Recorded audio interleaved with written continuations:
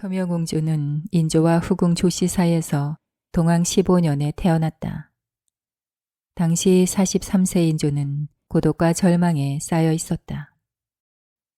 인조는 2년 전 첫 번째 왕비 인여랑후 한씨가 산후병으로 세상을 떠난 후로 재혼을 하지 않고 있었다. 인조 14년 겨울엔 병자호란이 발발하였다. 인조는 궁궐을 버리고 남한산성으로 피난해 50여일 정도 저항했지만 결국에는 청나라에 굴복하고 말았다. 인조는 삼전도에서 청태종에게 3배9고의 치욕스런 항복의식을 치러야 했다. 큰아들 소현세자와 둘째 아들 복림대군은 청나라에 인질로 보냈다. 삼전도에서의 항복 이후 인조는 창경궁으로 돌아왔다. 패전 후에 창경궁은 음산하고도 쓸쓸했다. 창경궁에는 왕비는 물론 대비도 없었다. 또한 어린 자녀들도 없었다. 인조는 도피하듯 후궁 조씨에게 빠져들었다. 원래 조씨는 인조 8년에 인여랑후 한씨의 궁녀로 뽑혀 들어온 여성이었다. 왕실 관행으로 볼 때 조씨는 10살 안팎에 입궁했을 것이다. 조기라는 사람의 서녀였던 조씨는 총명하고 아름다웠다. 인조 15년에 조씨는 10대 후반의 성숙한 여인이 되어 있었다. 음산하고 쓸쓸한 창경궁에서 인조는 젊고 예쁜 조씨를 자주 찾았다. 조씨를 예전부터 알고 있었지만 동왕 15년 이전에는 조씨를 후궁으로 삼을 수 없었다. 인여랑후 한씨가 살아있었을 때 조씨는 아직 미성년이었으며 한씨가 세상을 뜬 후엔 왕후의 초상을 치러야 했다. 또한 인조 14년 겨울엔 남한산성에서 청나라군에 포위된 채 전쟁을 치렀다. 인조 15년 2월 남한산성에서 창경궁으로 돌아온 후 모든 상황이 바뀌었다. 조씨는 성숙한 여인이 되어 있었고 인여랑후 한씨가 세상을 떠난 지도 햇수로 이미 3년째가 되었다. 조씨를 후궁으로 들여도 문제될 것이 전혀 없었다. 인조는 창경궁으로 돌아온 직후부터 조씨를 찾았으며 효묘공주는 그의 겨울쯤 태어났다. 효묘공주의 출생은 인조의 삶에서 획기적인 사건이었다. 무엇보다도 병자호란의 패전 이후 절망에 빠져있던 인조에게 태어난 첫 번째 자식이었기 때문이다. 왕비도 어린 자녀도 없이 생활하던 43세 인조에게 효묘공주의 출생은 삶의 기쁨이자 활력이었다. 인조는 첫 번째 왕비 인여랑후 한씨와의 사이에서 아들만 6명을 두었다.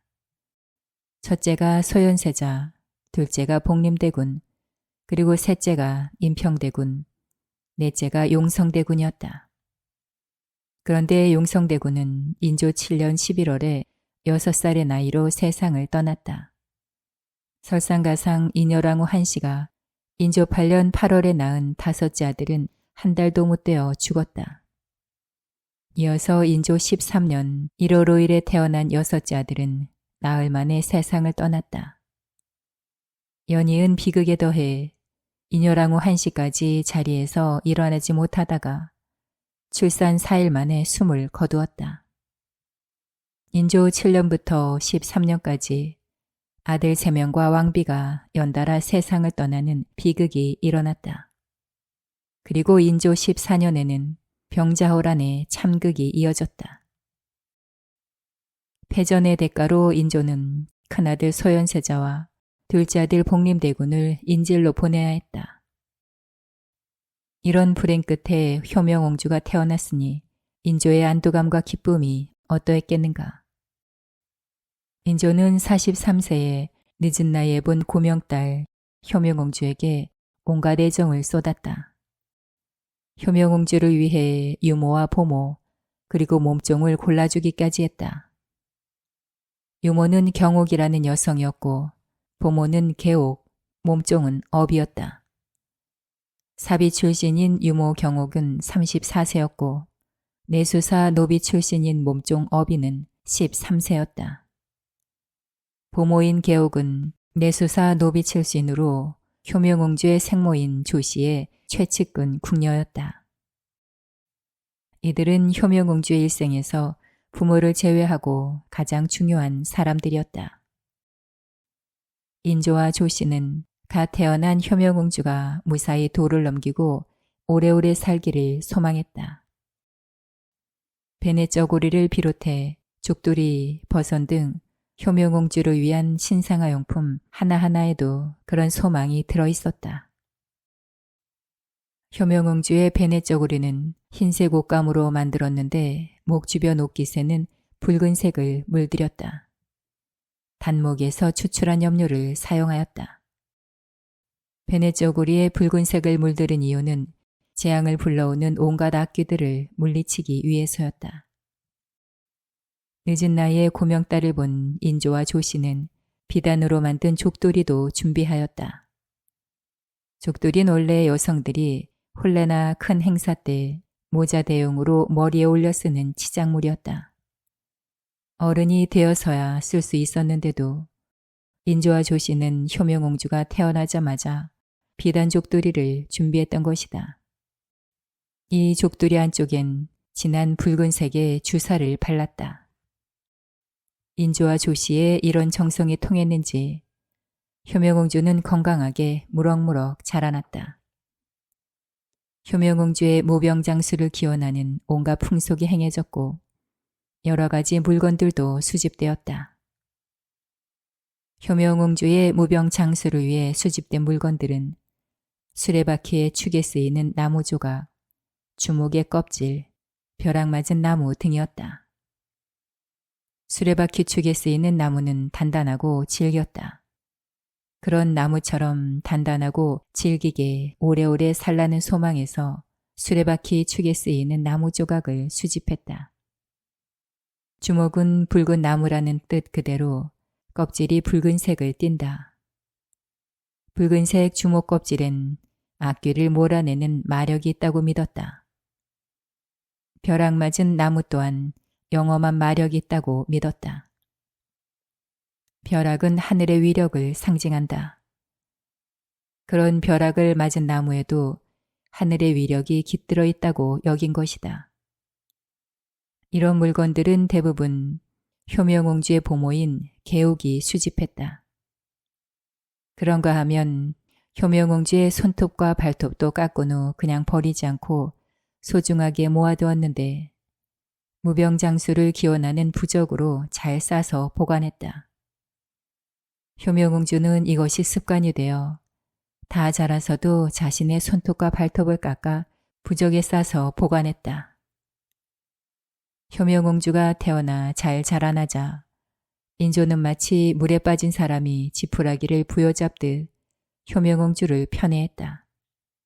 그리고 그 편애는 후궁 조씨에게로 이어졌다. 그러나 한 명의 후궁과 그 후궁의 소생에게 치중된 인조의 편애는 크나큰 갈등을 불러왔다. 왕이 특정 후궁을 편애하면 대개 비극적인 결말을 가져오곤 했다. 작게는 후궁들 사이에서 격렬한 질투가 벌어지기도 했고 후궁과 왕비 간의 긴장관계가 성립되기도 했으며 크게는 후궁에게 눈먼왕이 멀쩡한 왕비를 쫓아내기도 하고 왕비 소생의 세자를 교체하기도 했다. 심지어 왕의 총애를 배경으로 후궁이 왕 이상의 권세를 부려 정치가 엉망이 되는 경우도 많았다. 인조 15년, 당시 후궁 조씨는 궁중의 안방마님 같은 존재였다. 대비도 없고 왕비도 없는 상황에서 후궁 조씨는 인조의 총애를 독차지했다. 이런 상황이 지속되면 왕실의 풍파가 발생할 가능성이 높았다. 만약 후궁 조씨가 아들을 낳고 인조가 그 아들을 총애한다면 더 복잡한 사태가 벌어질 것이 뻔했다. 조정 중신들은 그런 사태를 미연에 방지하고자 했다. 그러기 위해서는 인조가 새 왕비를 들여야 했다. 조정 중신들은 인조 15년 가을부터 인조에게 재혼하라고 요청했다. 그러나 후궁 조씨에게 빠진 인조는 재혼할 생각이 전혀 없었다. 인조는 재혼하라는 조정 중신들의 요청을 묵살했다. 효명웅주가 태어난 이후부터는 후궁 조씨에 대한 총애는 더더욱 깊어졌다. 그럴수록 조정 중신들의 우려도 깊어만 갔다. 인조 15년 2월 22일에 왕은 창경궁 양화당에서 조정 중신들을 대면했다. 그 자리에는 영의정 이홍주를 비롯해 오의정 신경진, 판중추부사 김신국, 병조판서 구갱, 호조판서 심열, 예조판서 한여직, 이조판서 이현영, 능천군 구인우 등 당대 실력자들이 모두 참여했다. 이날 조정 중신들은 마치 짝이라도 한 듯 인조의 재혼을 한 목소리로 요구했다. 승정원 일기에는 그날 인조와 조정 중신들 사이에 오고 간 대화가 기록되어 있다. 영의정 이홍주가 아르기를 왕비의 자리가 빈 지 만 2년이 지났습니다. 지난 가을에 이미 요청하였지만 허락을 얻지 못했습니다. 무릇 그 어느 신민이 민망하고 억울하지 않겠습니까? 이제 예관으로 하여금 즉시 봉행하게 하면 진실로 종묘사직과 신민의 다행이겠습니다. 하였다. 주상이 이르기를 이미 큰아들이 있고 시세도 어려우니 나는 하고 싶지 않다. 또 일이 모익하니 모익한 일을 지금 안 하는 것이 옳다. 하였다. 영의정 이홍주가 아르기를 자고로 어느 임금이 오래도록 왕비 자리를 비운 때가 있습니까?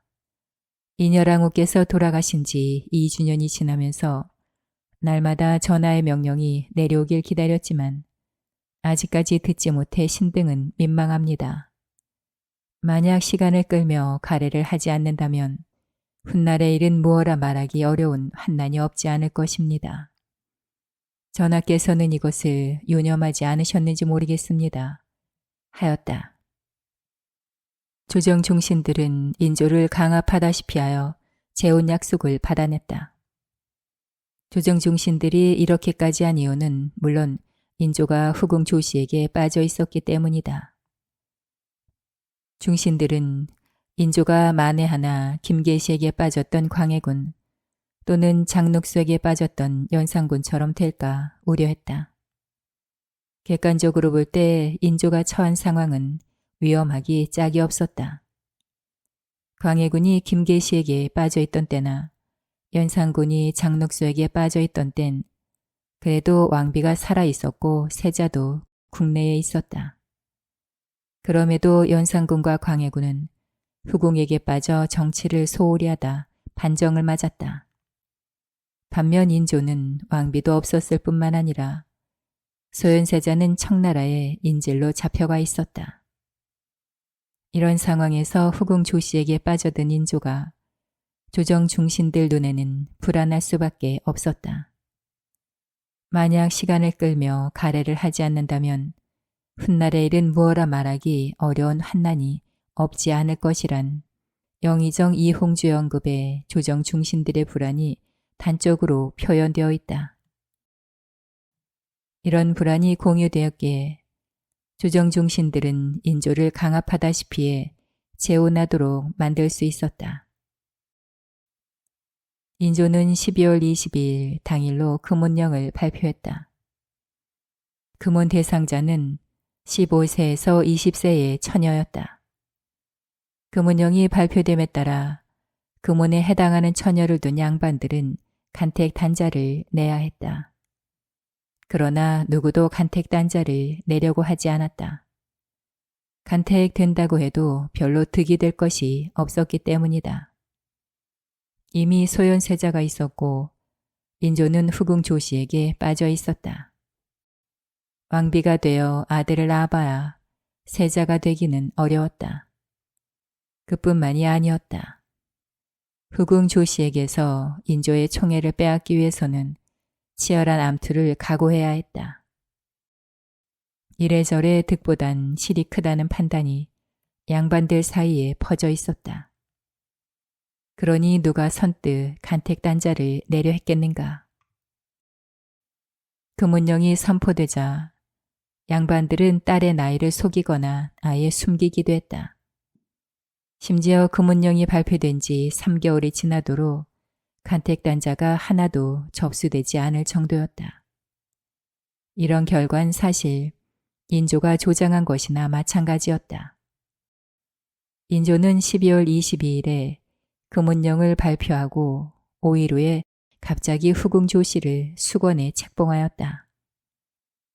왕들은 후궁이 임신하거나 의례 내명부 자기를 책봉함으로써 후궁에 대한 애정을 표시하는 한편 출산의 수고를 위로하곤 하였다. 인조가 12월 27일 후궁 조씨를 수건에 책봉했다는 사실은 그녀를 향한 애정을 천하에 공포하는 것이나 진배 없었다. 간택에 참여하는 양반이 너무 적자 인조는 할 수 없이 금혼 연령을 14세까지로 낮추었다. 이런 우여곡절 끝에 인조 16년 10월 26일에 삼간택에서 조창원의 딸이 왕비로 결정되었다. 훗날의 장렬왕후 조씨다. 장렬왕후는 15세였고 인조는 44세였다. 12월 3일에 친형례가 거행되었고 장렬왕후 조씨는 궁궐로 들어갔다. 효명응주의 생모 수건 조씨와 장렬왕후 조씨는 적대적인 관계를 맺을 수밖에 없었다. 장렬왕후가 왕비였기 때문에 훨씬 우세한 입장이었지만 실제로는 수건 조씨가 우세했다.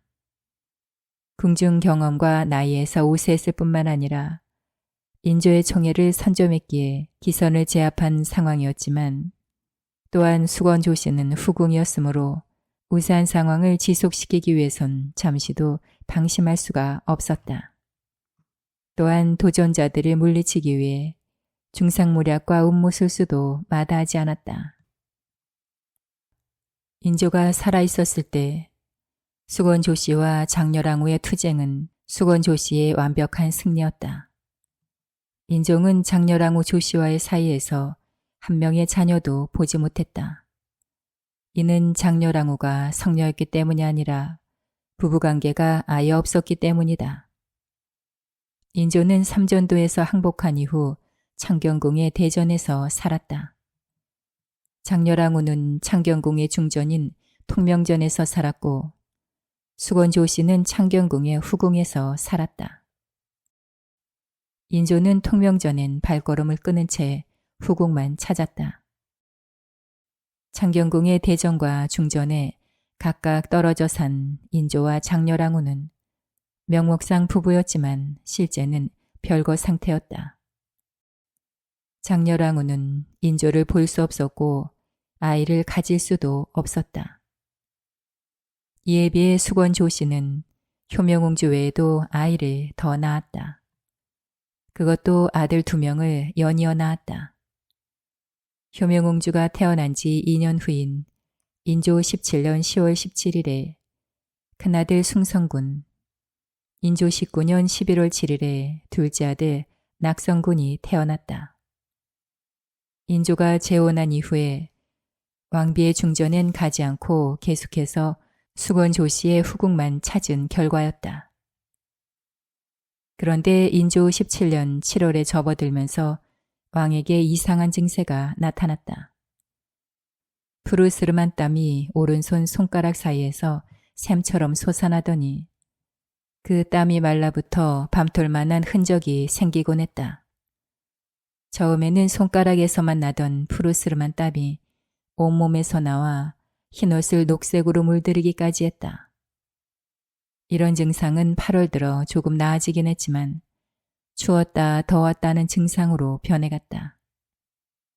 인조는 머리가 지끈지끈해서 잠을 잘 수도 없었으며 식욕이 급격히 떨어지면서 불구죽죽한 소변이 나왔다.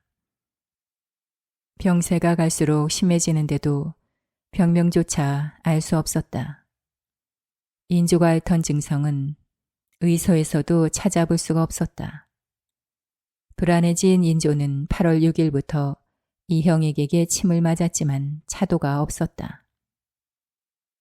인조의 안색을 본 반충익은 인조의 증상을 음사라고 하면서 번침을 맞아야 한다고 했다. 반충익이 진단한 음사란 사악한 기운이 들어 병이 생겼다는 뜻이었다. 사악한 기운은 단순하게 섭생이나 건강관리를 잘못해서 생길 수도 있었고 누군가의 저주로 생길 수도 있었다. 이유가 무엇이든 몸에 든 사악한 기운을 몰아내기 위해선 일반적인 침이 아니라 특별히 번침을 맞아야 한다는 것이 반충익의 처방이었다. 그런데 인조의 질병이 음사로 진단되자 또 다른 문제가 발생했다.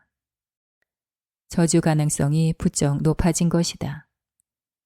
병인이 정확하지 않았으므로 인조가 저주 가능성을 의심한 것은 당연한 반응이기도 했다. 인조는 7년 전 궁중 저주 사건이 발생했을 때 임목대비 김씨와 정명공주를 의심한 적이 있었다. 그때에도 인조는 몹시 아팠다. 아직까지 궁중에 남아있는 임목대비 김씨의 궁녀들이 저주한 것이 아닐까 의심도 했다. 인조만 저주를 의심한 것은 아니었다. 수건조 씨도 저주를 의심했다. 그도 그럴 것이 인조의 총애를 한몸에 받던 수건조 씨는 당시 임신 8개월째였다. 수건조 씨가 혹시라도 아들을 낳을까 두려워하는 자가 있다면 그는 분명 수건조 씨를 저주할 수 있다고 여겼다. 저주에 대한 의심은 인조보다 수건조 씨가 훨씬 강했다. 아직 나이도 어리고 임순 중의 두려움도 컸기 때문이다. 그렇다면 수건조 씨를 저주할 만한 사람은 누구란 말인가? 수건이 볼 때 자신을 저주할 만한 사람은 두 사람으로 압축되었다. 한 사람은 왕비인 장녀랑우 조씨였고 나머지 한 사람은 심양에 있는 소현세자의 빈 강씨였다. 이 두 사람은 여러 가지 정황으로 보아 수건조 씨와 적대적일 수밖에 없었다. 인조의 왕비인 장녀랑우 조씨가 인조의 후궁인 수건조 씨와 적대적인 것은 필연적이라 할 수 있었다. 장녀랑우가 질투심으로 저주했을 가능성은 충분했다. 하지만 수건조 씨는 장녀랑우보다 심양의 소현세자빈 강씨를 의심했다. 수건조 씨와 세자빈 강씨는 질투관계로 적대적인 건 아니었지만 그보다 더 절박한 이해관계가 얽혀 있었다. 바로 인조의 후계 문제였다. 인조의 공식적 후계자는 소현세자였다. 하지만 소현세자는 심양에 인질로 잡혀가 있었다. 인질로 잡혀가 있는 한 소현세자의 내일을 장담하기는 어려웠다. 이런 상황에서 인조의 총애를 받는 수건조 씨가 아들이라도 낳는다면 무슨 일이 벌어질지 장담할 수 없었다. 혹시라도 애정의 눈이 먼 인조가 수건조 씨 아들을 후계자로 삼으려 들 수도 있었기 때문이다. 따라서 수건조 씨의 임신에 가장 불안해할 사람은 왕비보단 오히려 세자빈 강씨라고 볼 수 있었다. 수건조 씨에게는 앵무라는 단골 무당이 있었다. 궐 밖에 사는 자신의 생모를 통해 앵무를 알게 되었는데 앵무는 비공자거의 신통력을 보이는 무당으로 유명했다. 비공자거는 말 그대로 콧구멍으로 말을 하는 신통력이었다. 앵무는 입술을 움직이지 않으면서 콧구멍으로만 말을 하면서 그것을 신탁이라고 하였다. 앵무는 그 신탁을 통해 아무리 은밀하게 숨겨진 저주물도 찾아낼 수 있다고 큰소리치곤 했다. 수건조 씨는 앵무를 궁궐로 불러들였다. 궁궐 어딘가에 숨겨져 있을 저주물을 찾기 위해서였다. 앵무는 궁궐 이곳저곳에서 수많은 저주물을 찾아냈다. 실록에 의하면 저주물이 발견된 장소는 인조가 머무는 창경궁에서 14곳, 동궁에서 12곳, 인경궁에서 26곳, 그리고 경덕궁에서 4곳이나 되었다고 한다. 8월 21일 전후에 이렇게 많은 곳에서 저주물이 발견되었다. 인조가 반충익에게서 음사라는 진단을 받은 지 며칠 지나지 않아서였다. 저주물이 발견되자 저주 사건에 대한 조사도 이루어졌다. 혐의자들은 임목대비 김씨의 궁녀들과 세자빈 강씨의 궁녀들이었다. 주요 혐의자들은 모진 고문을 받으면서도 혐의를 부인했지만 일부는 고문 끝에 혐의를 인정했다. 저주 사건에 대한 조사가 거의 마무리된 9월 13일에 인조와 수건 조씨는 창경궁을 버리고 창덕궁으로 옮겨갔다. 그 이후 희한하게도 인조의 병세가 크게 좋아졌다. 그리고 10월 17일에는 수건 조씨가 첫째 아들을 무사히 출산했다. 인조와 수건 조씨는 저주가 있었다고 확신했다. 인조 17년에 궁중 저주 사건으로 수건 조씨는 세자빈 강씨와 돌이킬 수 없는 원수 사이가 되었다.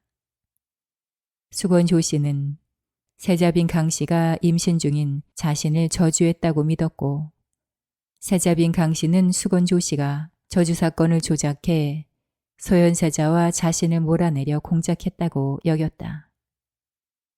그렇지만 궁중 저주 사건을 거치면서 수건 조씨와 인조의 유대는 오히려 더 강력해졌다. 인조는 수건 조씨가 액물을 통해 저주물을 발굴함으로써 자신의 목숨을 살렸다고 보았다. 인조의 총애는 더더욱 수건 조씨에게 쏠렸다. 인조 15년 12월 27일에 종사품 수건에 책봉되었던 조씨는 1년 후에 정사품에 소원이 되었다. 조씨가 소원이 되기 18일 전 장렬왕후 조씨가 인조의 새 왕비가 되어 입궁했다. 인조가 조씨를 소원에 책봉한 이유는 자신의 재혼 때문에 상심한 조씨를 위로하기 위해서였다고 볼 수 있다. 인조는 비록 조정 충신들의 강압에 밀려 재혼했지만 자신의 애정은 변함없다는 점을 밝히고 싶었던 셈이다. 이어서 인조 18년 8월 27일에 소원 조씨는 정삼품에 소용이 되었다. 이때는 승성군을 무사히 출산한 수고를 위로하기 위해서였다. 조씨는 인조 23년 10월 2일에 정이품의 소위가 되었고 인조 27년 2월 11일 마침내 종1품의 귀인이 되었다.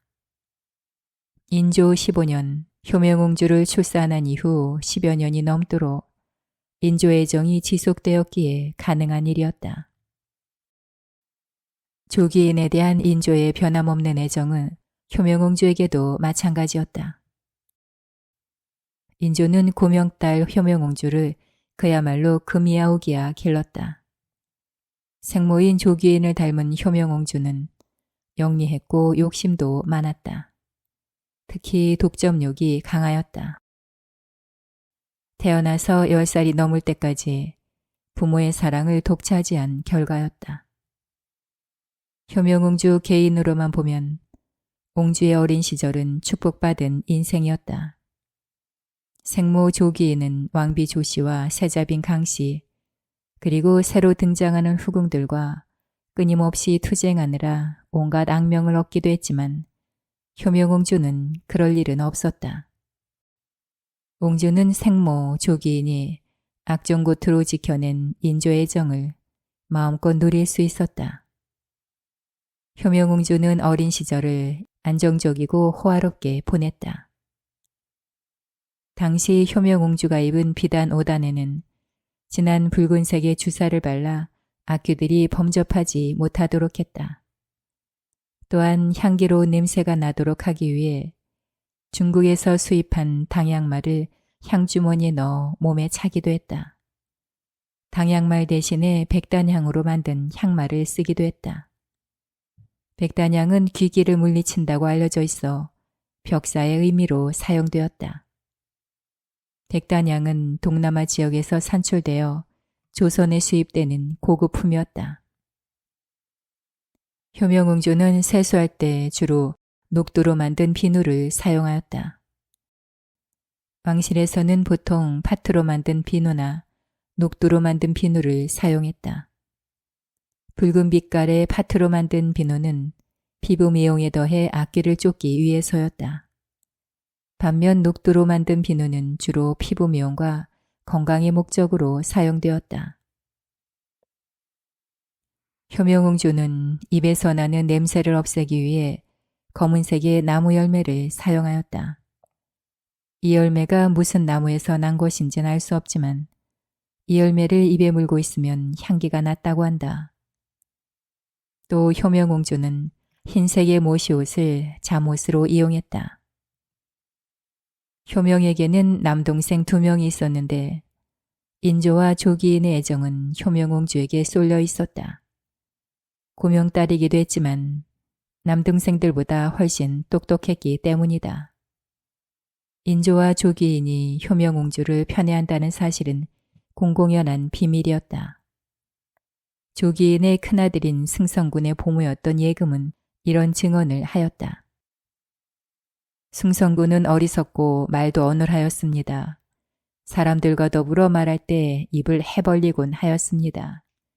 그래서 말을 하거나 걸어 다닐 때 조기인이 매번 보고는 부족하다고 여겨 혹은 뺨을 때리거나 머리를 때리면 승성군은 울면서 물러가곤 했습니다. 승성군의 여종들도 따라서 울었을 뿐만 아니라 조기인에게 미움을 받아 몹시 원통해했습니다. 이는 궁궐한 사람들이 모두 알고 있습니다.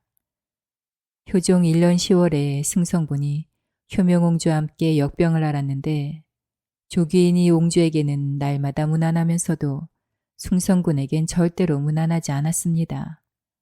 그렇지만 저희들은 꺼리지 않고 2, 3일마다 한 번씩 조기인을 무난했습니다.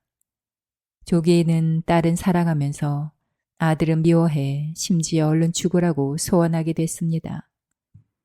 이에 승성군의 종들은 원통하게 울면서 말하기를 딸은 어째서 이렇게 편애하면서 아들은 어찌 이렇게 미워하기만 한단 말입니까? 하였습니다. 조기인은 어쩌다 승성군의 종들이 원망하는 말을 들으면 반드시 성을 내어 곤장을 치기도 하고 회초리를 때리기도 하였습니다. 조기인은 효종까지 조기인이 승성군을 몹시 미워한다고 할 정도로 모든 사람이 알 만큼 미워했다. 표면적 이유는 승성군의 행실이 멍청해서였다. 하지만 조기인이 자신의 큰아들을 미워한 실제 이유는 저주 때문이었을 가능성도 있다. 승선군은 인조 17년에 저주 사건을 겪은 후에 태어났다. 무슨 이유인지 승선군은 말도 제대로 못하고 행동도 멍청했다. 분명 조기인은 승선군이 저주를 받고 태어나 이렇게 되었다고 믿었을 것이다. 비록 자신의 큰아들이지만 저주를 받고 태어나 행실이 멍청한 승선군을 볼 때마다 조기인은 두려움과 자책에 시달리지 않았을까. 그런 두려움과 자책이 얼른 죽으라고 소원하는 미움으로까지 발전하진 않았을까. 조기인은 큰아들 승성군을 미워하는 대신 효명옹주는 심하다 싶게 편애했다. 효명이 혼인할 때가 가까워오자 조기인은 당대 최고의 가문에서 효명옹주의 짝을 찾고 싶어 했다. 효명이 9살 때인 인조 23년 2월 18일에 소현세자와 강빈이 영구 귀국했다. 소현세자는 창경군 환경전에서 살았고 인조는 창경궁 대전에서 살았는데 어찌된 일인지 소현세자의 귀국을 전후해 인조가 또다시 아프기 시작했다. 소현세자가 한양에 돌아온 이후로 인조는 거의 매일 이영익에게서 번침을 맞았다.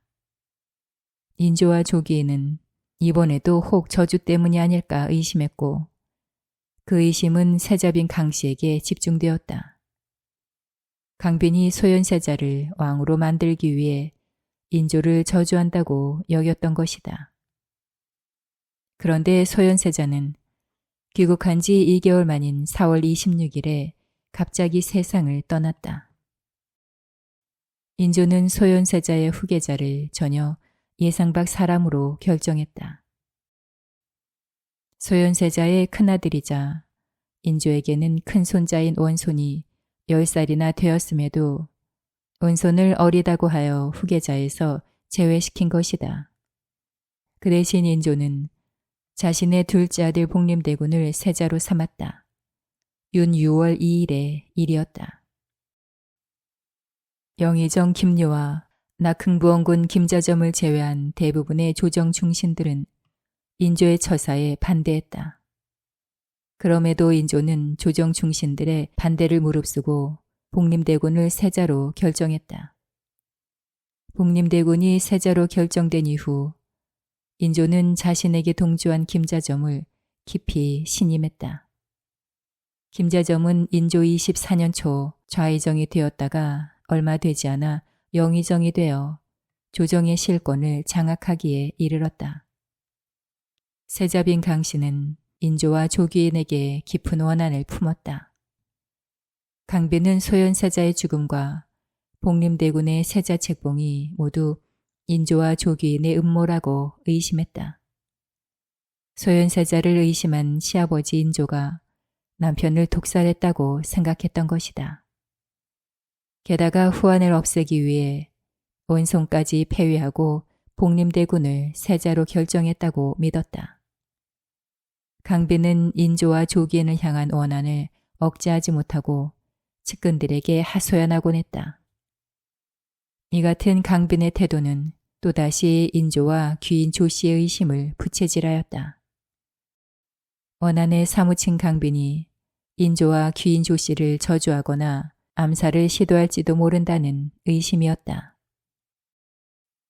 인조는 동왕 23년 7월이 되자 건강이 더욱 악화되었다. 봄, 가을 환절기마다 을에 겪었던 일이었지만 인조와 귀인 조씨는 의심이 부쩍 커졌다. 강빈에게 더더욱 불온하게 작용한 것은 세자로 결정된 복림대군의 빈 장씨가 임신 8개월째라는 사실이었다. 인조는 혹시라도 복림대군을 미워하는 강빈이 장씨를 상대로 저주를 벌이진 않을까 신경을 곤두세웠다. 그러던 중 귀인 조씨에게 수상한 소식이 들어왔다. 강빈의 측근 궁녀인 에란이 무당과 접촉하면서 무슨 일인가를 꾸민다는 소식이었다. 귀인 조씨는 에란이 강빈에게서 무슨 물건인가를 잔뜩 받아서 자신의 방으로 갔다는 소식을 들었다. 수상한 생각이 든 귀인 조씨는 직접 에란의 방으로 찾아갔다.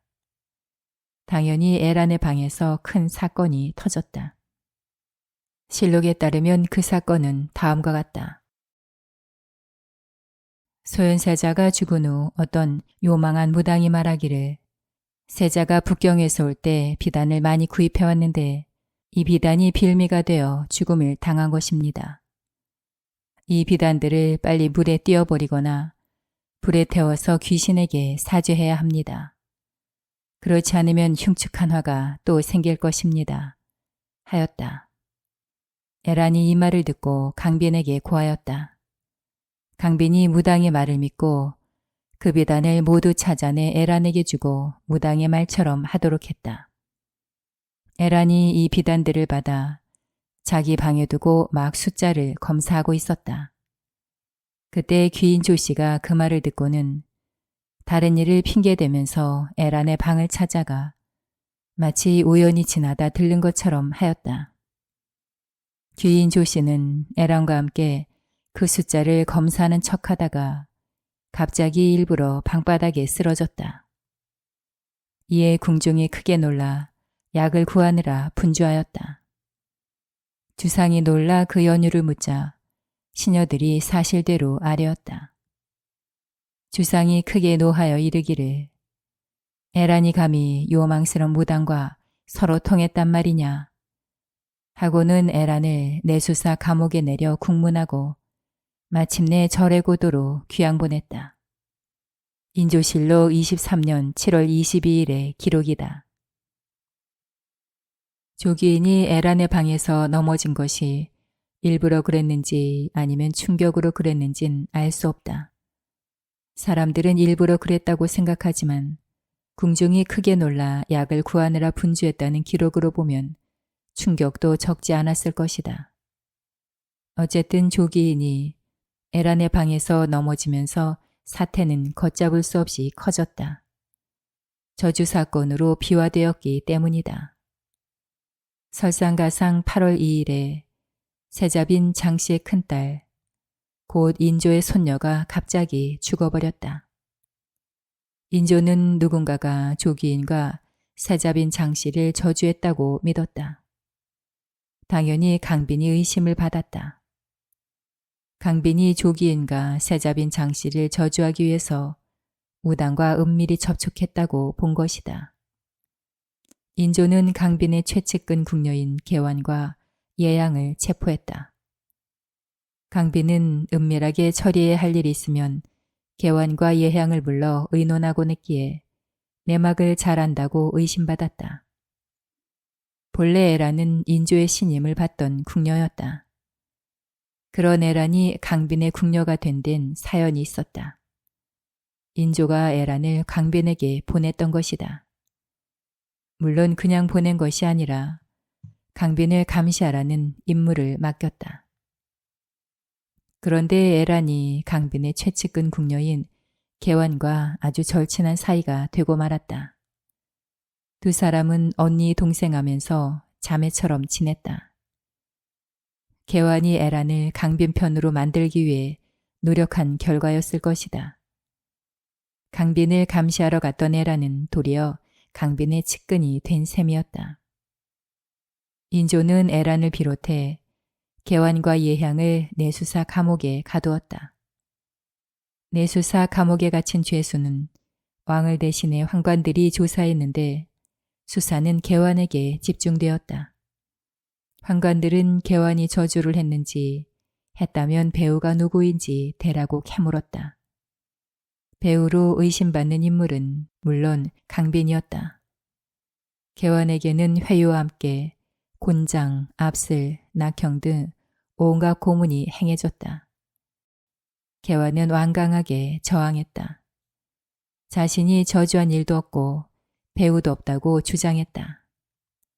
그렇게 버티면서 6번에 걸친 가혹한 고문을 당했다. 이렇게 버티던 개완은 결국 9월 10일에 죽고 말았다. 예향도 고문을 받다가 같은 날 세상을 떠났다. 만약 인조에게 강빈을 의심하는 마음이 없었다면 조기인이 에란의 방에서 넘어진 일이 저주 사건으로까지 비화되지는 않았을 것이다. 게다가 개완과 예향이 온갖 고문을 받았음에도 혐의를 부인하고 죽었기 때문에 저주는 없었다고 결론 내릴 수도 있었다.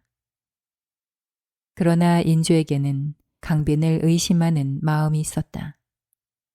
개완과 예향이 죽음으로 저주를 부인했음에도 인조는 강빈에 대한 의심을 풀지 않았다. 귀인 조씨는 그런 인조의 의심을 더욱 부채질하였다. 귀인 조씨는 다시 앵무를 불러들여 저주물을 찾게 했다. 이번에도 궁궐 이곳저곳에서 저주물이 발견되었다. 발견된 저주물은 분명한 물증이었다. 인조는 강변 주변의 궁녀들을 체포해 내수사에 수금하고 계속 조사했다. 조사는 해가 넘어가도 그치지 않았다. 강빈에게 상황은 악화일로였다. 이번엔 저주 사건이 아니라 치독 사건이 터졌다. 누군가가 인조가 먹을 전복구이에 독을 넣었던 것이다. 인조 24년 1월 3일의 일이었다. 인조는 1월 3일 당일로 강빈을 후원별 땅에 감금했다. 아울러 강빈의 군녀들을 대거 체포했다. 그때까지 자백은 없었지만 저주 사건이나 치독 사건의 배후는 이미 강빈으로 굳어져 있었다. 많은 사람들은 치독 사건을 조기인의 자작극으로 의심했다. 예컨대 실록에는 이때에 강빈이 죄를 얻은 지 이미 오래되어 조기인이 더욱 참소를 자행하였다. 주상이 궁중의 사람들에게 말하기를 감히 강씨와 말하는 자는 죄를 주겠다고 하여 주상과 강빈 사이의 왕래가 끊겼다. 그래서 수라에 독을 넣는다는 것은 형세상 할 수 없는 일이었는데도 주상이 이렇게 하였으므로 사람들은 모두 귀인 조씨가 모함한 것으로 의심했다는 기록이 있다. 인조는 강빈이 저주 사건과 치독 사건의 배후임을 믿어 의심치 않았다. 근거는 심증과 물증이었다. 심증과 물증은 귀인 조씨가 앵무를 시켜 찾아낸 저주물에 더해 가혹한 고문과 달콤한 회유 끝에 나온 자백들을 통해 사실로 굳어졌다. 강빈의 측근 궁녀 애수는 이런 자백을 하였다. 저는 강빈의 아기를 보호하였기에 강빈이 저를 믿고 저주애를 의논했습니다. 그래서 전 걸밖에 사는 남자 중 가암군과 함께 사람 뼈를 찾았습니다. 때는 소현세자와 강빈이 귀국한 후였습니다. 제가 궁궐에서 나가 강빈의 딸이 머물러 있는 피소에서 살 때 강빈이 저한테 편지를 보내 말하기를 쓸 데가 있으니 아이들을 시키지 말고 가암금을 시켜 사람 뼈를 찾아 드리라고 했습니다. 전 방 안에서 가암금을 동창 밖으로 몰래 불러 찾아 드리게 했습니다. 가암금이 사람 뼈를 찾아 몰래 가루로 만들어 가지고 온 걸 하얀 보자기에 싸서 무수리 복지로 하여금 색장 나인 게일에게 전하게 했습니다. 이것은 곧 소현세자가 살아 있었을 때 일입니다. 그 후에 또 찾아드리라고 하길래 제가 저지하면서 말하기를 이 일이 발각되면 사람들이 모두 죽을 것입니다. 이런 일은 아들들이 머물러 있는 피소에 골고루 시켜야 하는데 왜 저한테만 시키십니까?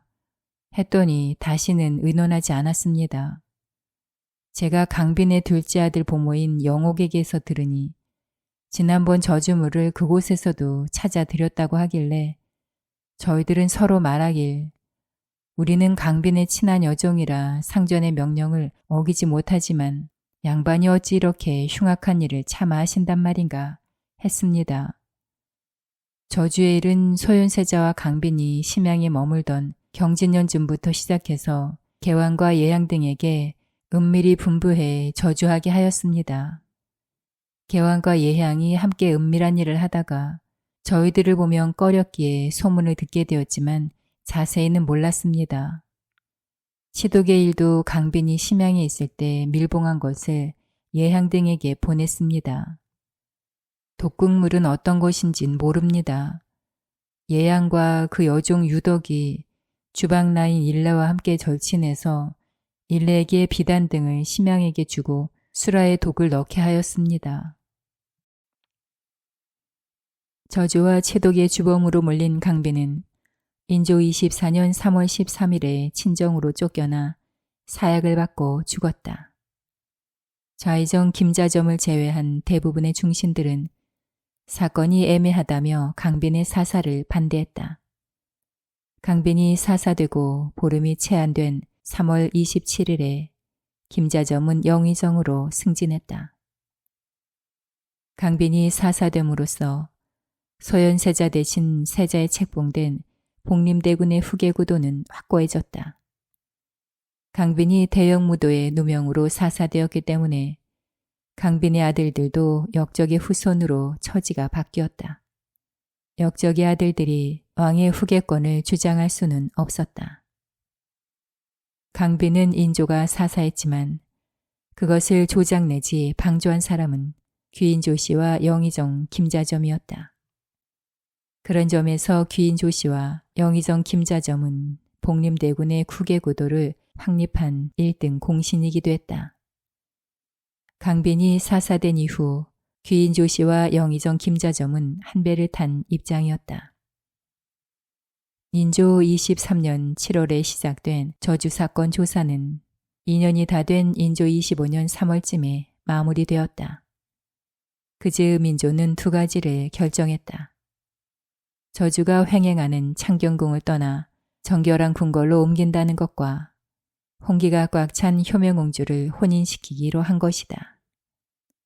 인조가 창경궁을 떠나기로 결정한 날은 동왕 25년 3월 13일이었다.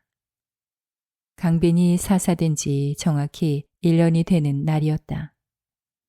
인조는 창덕궁을 수리하고 그곳으로 옮기기로 했다.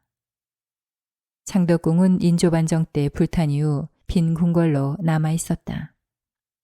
자연히 창덕궁은 인조 때에 발생한 저주 사건에서 자유로웠고 정결한 궁궐로 간주되었다.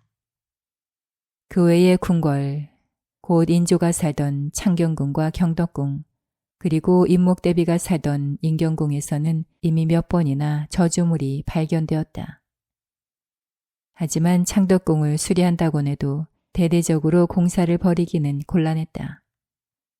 저주 사건으로 인해 창덕궁을 수리한다는 명분이 약했기 때문이다.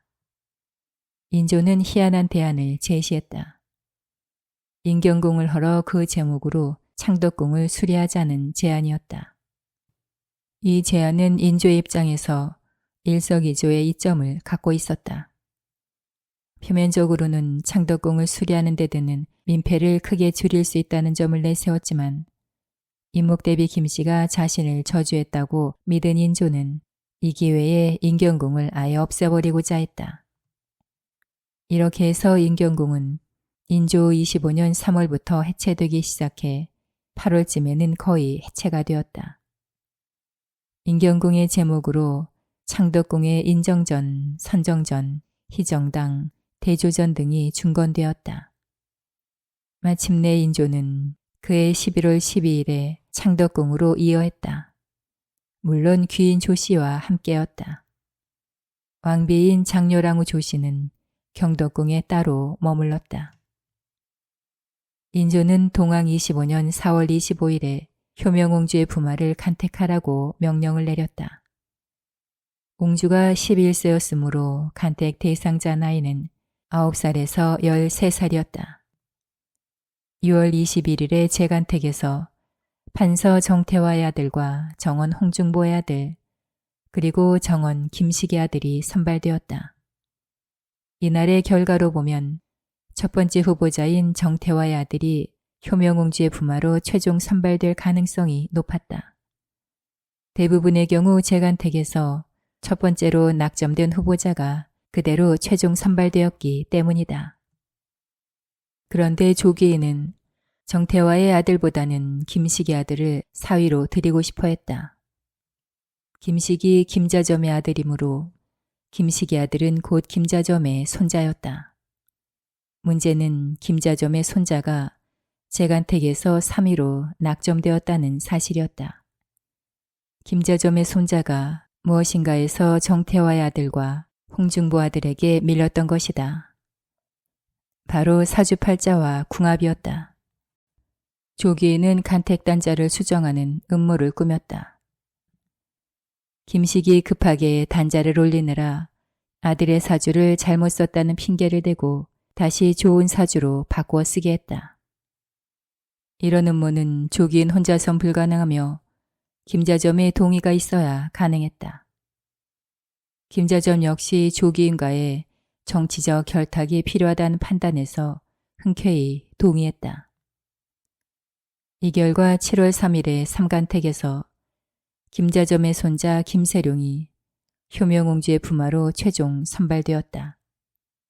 그의 나이 13살이었다. 효명옹주보다 2살 연상인 김세룡은 낙성 위에 봉해졌다. 인조와 조계인은 효명옹주를 혼인시키고도 2년 가까이나 궁중에서 더 데리고 살았다. 옹주는 비록 혼인을 했다곤 하지만 여전히 궁중 안에서 인조와 조귀인의 편애를 받으며 지냈다. 김세룡은 문안 인사 때에나 궁궐에 들어올 수 있었으며 입궁했다고 해도 궁중에서 잘 수 없었다. 효명옹주는 2년쯤 후인 인조 27년 4월 21일에 출합했다. 옹주의 출합 3개월 전인 1월 8일에는 조기인의 큰아들 숭성군이 신익전의 딸과 혼인했다. 큰아들의 혼인 그리고 큰딸의 출합을 기념하고자 조기인은 대대적인 불사를 벌였다. 한양 도봉산의 내원암에 커다란 불상을 조성하고 작은 암자도 지었다. 조선시대에 크게 시주를 하고 복을 빌던 절을 원당이라고 하였는데 내원암이 바로 조기인의 원당이었다. 조기인은 효명옹주의 보모이자 자신의 최측근 궁녀인 개옥을 시켜 불사를 주관하게 했다. 개옥은 숭성군의 보모인 낙선, 예금과 더불어 불사를 준비했다. 불사는 큰 불상 하나와 작은 불상 하나를 조성하고 작은 암자도 짓는 큰 일이었다. 불사를 위해 개옥과 예금 등은 수시로 도봉산의 내원암을 왕래했다. 불사에 필요한 자금은 주로 조기인이 시주하였고 사위인 김세룡도 약간 시주하였다. 불사가 완성된 시점은 4월 1일이었다. 효명옹주가 출합하기로 예정된 4월 21일보다 20일 전이었다. 4월 1일에 점안식을 거행하는데 효명옹주의 저고리와 김세룡의 도포가 불상에 복장되었다. 점안식에서는 조기인과 효명옹주 등의 소원을 적은 발언문이 독송되었다. 조기인의 입장에서 보면 효명옹주의 출합은 만반의 준비 끝에 이루어졌다. 저주로 얼룩진 창경궁을 떠나 정결한 창덕궁에 살고 있으니 더 이상 저주받는 일도 없었고 당대 최고의 실력자인 영의정 김자점의 손자 며느리가 된 효명옹주는 그 누구도 무시하지 못할 것이었다. 혹시라도 있을 귀신의 재앙이나 장난은 영험한 불상에 복장된 효명옹주의 저고리와 사위 김세룡의 도포가 막아줄 터였다. 이를 위해 막대한 자금을 들여 불상을 2개나 조성했다. 조기인이 보기에도 앞날도 탄탄대로였다. 복림대군이 인조의 후계자로 확정된 데는 자신과 김자점의 도움이 크게 작용했기 때문이다. 인조와 조기인의 편애를 받는 효명옹주에게 사람들은 절절 기었다. 이 때문에 효명옹주는 지나치게 자기중심적으로 변해갔고 주변 사람들에 대한 배려나 양보도 몰랐다. 효명옹주에겐 그런 행동이 자연스러웠을지 몰라도 당하는 사람들에게는 아나무인격이었다. 연려실기술의 다음 일화는 효명옹주의 행실을 단적으로 보여준다. 인조 무자년에 효명옹주 나이가 11살이었다. 혼례를 치룬 후 3일째에 잔치를 베풀었다. 임평대군의 부인 오씨와 여러 종실 부인들이 모두 참여했다. 장차 자리에 앉으려 할 때 효명옹주는 비록 서출이지만 귀함으로 마땅히 오씨의 윗자리에 앉으려 했다. 오씨가 말하기를 나의 자급은 비록 옹주보다 아래지만 마땅히 적서의 차례로 자리를 정해야 한다 라고 하며 서로 양보하지 않았다. 인조가 이 소식을 듣고는 효명옹주로 하여금 윗자리에 앉도록 했다. 이후로 고륙 간의 정의가 갑자기 줄어들었다. 혹자는 그 2사람이 서로 사양하지 않은 것을 애석히 여겼다. 또 말하기를 훗날에 2 집안이 화를 입은 것은 이것으로 시작되었을 수도 있다고 하였다. 효종 때에는 여러 공주가 혼인할 때 오씨로 하여금 공주의 윗자리에 앉게 하였다. 대개 가인례를 쓴 것이지만 또한 이전의 일을 징계로 삼은 것이다. 임평대군은 인조의 첫 번째 왕비인 인여랑후 한씨 소생으로 효명옹주보다 15살이나 위였다. 효명옹주에게 임평대군은 나이 차이가 많이 나는 오빠였다. 그것도 정실 왕비에게서 태어난 배다른 오빠였다. 그런 오빠의 부인인 오씨는 효명옹주에게 손이 올케였다. 무엇으로 보나 오씨는 자신이 효명옹주의 위라고 생각했던 것이다. 그럼에도 효명옹주는 자신이 오씨보다 위라고 우겨서 윗자리에 앉아버렸다. 그렇게 된 이유는 인조의 편애 때문이었다.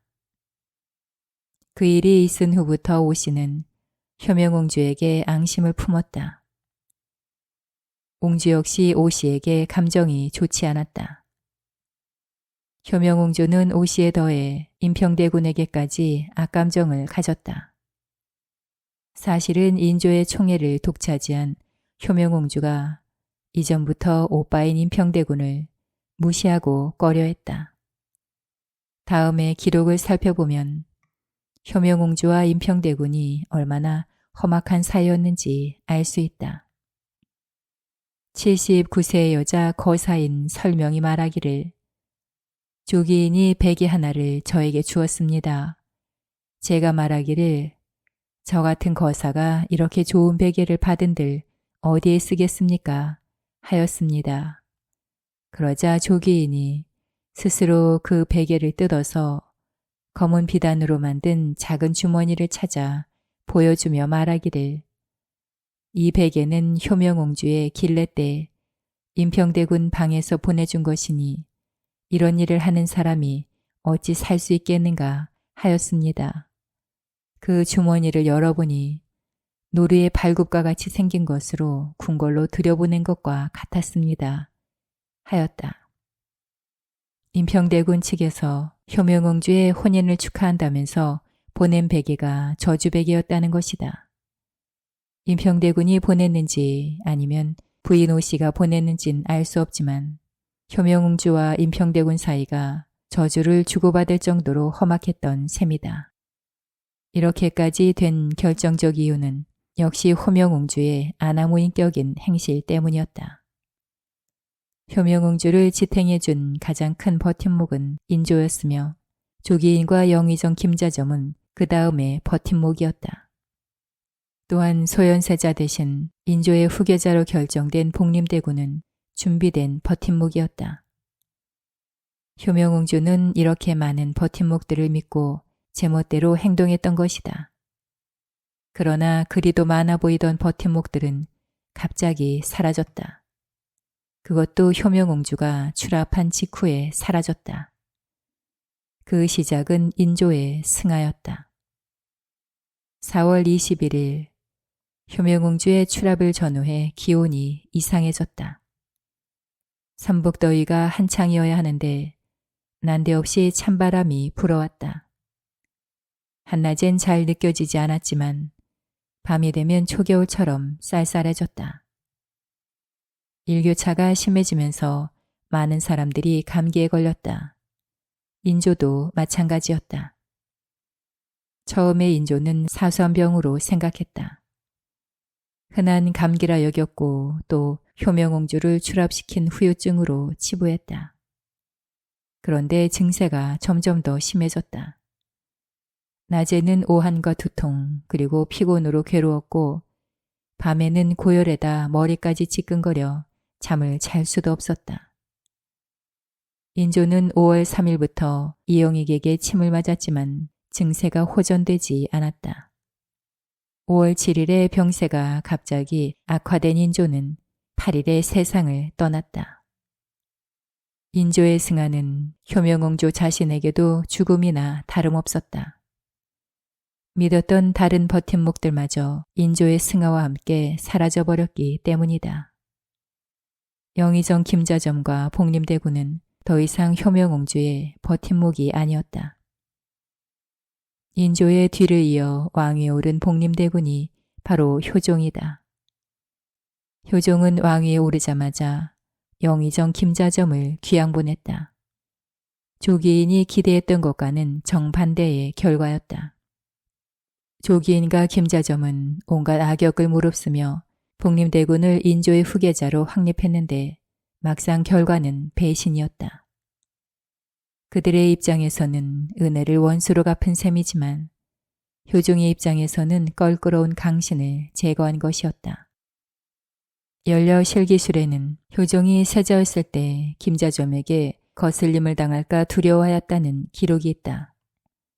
김자점은 효종에게 은인이기에 앞서 무시무시한 권력을 가진 강신이었던 것이다.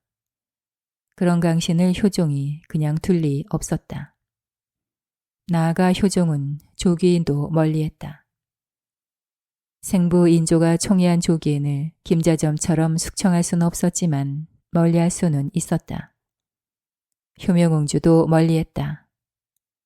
조귀인과 효명옹주의 불만과 불평이 높아지지 않을 수 없었다. 이런 상황에서 효종 2년 11월에 저주 사건이 터졌다. 조귀인과 효명옹주가 효종과 대비 장렬왕후 조씨를 저주했다는 내용이었다. 고발자는 장렬왕후 조씨였다. 장렬왕후 조씨의 언니는 신익전의 부인이었고 신익전의 딸이 조귀인의 큰아들인 숭성군의 부인이었다. 곧 조귀인의 큰며느리에게 장렬왕후 조씨는 이모였다. 조귀인의 큰며느리는 남편 숭성군이 시어머니에게 무시받고 홀대를 받아 불만이 팽배해 있었다. 그러나 중에 조귀인이 영희라는 여자아이를 숭성군의 첩으로 드리겠다고 했다. 영희는 조귀인의 사위인 낙성이 김세룡의 여종이었다. 조귀인의 큰며느리는 시어머니가 자신을 감시하기 위해 영희를 숭성군의 첩으로 드리려 한다고 생각했다. 원한에 사무친 조귀인의 큰며느리는 이모 장렬왕후 조씨를 찾아가 하소연했다. 이렇게 해서 장렬왕후 조씨가 영희를 불러 크게 꾸짖게 되는데 영희는 변명하던 중 조귀인과 효명옹주가 효종과 대비 장렬왕후 조씨를 원망하며 수상한 일을 했다고 하였다. 장렬왕후 조씨는 이 수상한 일이란 바로 저주를 뜻한다고 생각하고 곧바로 효종에게 조사해달라고 요구했다. 효종은 우선 영희를 비롯한 혐의자들을 체포해 내수사에서 조사한 후 국청에서 다시 조사하게 했다. 효종 2년 11월 23일의 일이었다. 저주 사건에 대한 조사 과정은 늘 비슷했다. 혐의자들을 대상으로 가혹한 고문이 이어졌다. 이번 사건의 혐의자들은 조귀인과 효명옹주의 측근 궁녀들이었다. 고문을 견디다 못한 궁녀들의 자백이 이어졌다. 효명옹주의 경우 몸종인 어비의 자백이 결정적이었다. 어비의 자백에 의하면 효명옹주가 했다는 저주는 다음과 같다. 어비에게 묻기를 옹주는 무슨 불편한 일이 있다고 이런 흉악한 계획을 하여 스스로 편해지고자 했단 말인가 하니 진술하기를 살고 싶지 않아서 이런 저주를 하였습니다 하였다. 무슨 일로 살고 싶지 않았는가 하니 궁중에서 잘 대우하지 않았고 선물로 주는 물건도 전과 같지 않아 이런 계획을 세웠습니다. 편해지자는 계획은 임금을 없애고 스스로 살고자 하려던 뜻입니다. 하였다. 또 묻기를 임금을 없앤 후엔 어떻게 편해지려 했는가 하니 혼자 살고자 했습니다. 하였다. 다시 물으니 진술하기를 낙성이 김세룡의 아버지와 함께 살고자 했습니다. 일이 이루어진 후에 낙성이 김세룡의 아버지를 임금으로 삼으려 하였습니다. 라고 진술하였다. 다시 묻기를 너는 이런 말을 어느 곳에서 들었는가 하니 옹주가 귀인 조씨에게 말하니 귀인 조씨가 대답하기를 그러면 다행이지 라고 하였습니다. 어째서 낙성이 김세룡의 아버지를 임금으로 삼으려 했는가 하자 진술하기를 숭성군은 나이가 어려서 낙성이 아버지를 세우려 했습니다. 하였다. 진실 여부에 관계없이 효명옹주가 효종을 저주했다는 의혹은 사실로 굳어졌다. 다른 사람도 아닌 몸종이 그렇게 증언했으니 변명할 여지가 없었다. 효명옹주가 효종의 냉대를 받으면서 살고 싶지 않을 정도로 원통해하다가 저주했다는 어비의 주장은 상당히 설득력이 있었다. 어비의 주장대로라면 효명옹주는 시아버지를 왕으로 만들고 자신은 세자빈이 되려고 저주 사건을 일으킨 셈이었다. 장차 스스로 왕비가 되고 남편을 왕으로 만들려고 한 것이기도 했다. 효종은 저주 혐의로 조기인과 낙성이 김세룡을 사사했다. 조기인은 자신의 경쟁자들을 저주 사건으로 제거하곤 했는데 업보를 받듯 자신도 저주 사건으로 죽음을 맞았다. 하지만 효종은 효명옹주와 숭성군을 사사하지는 않았다. 그들은 어린 이복 동생들일 뿐더러 대단한 인물들도 아니었기 때문이다. 그렇게 목숨을 건진 효명옹주는 약 7년간 귀양에 처해졌다가 한양으로 되돌아왔다. 그러나 더 이상 옹주가 아닌 해도 여자로 불리면서 감시 속에 살아야 했다. 그리고 64세 때인 숙종 26년 한 명의 자녀도 없이 쓸쓸히 세상을 떠났다.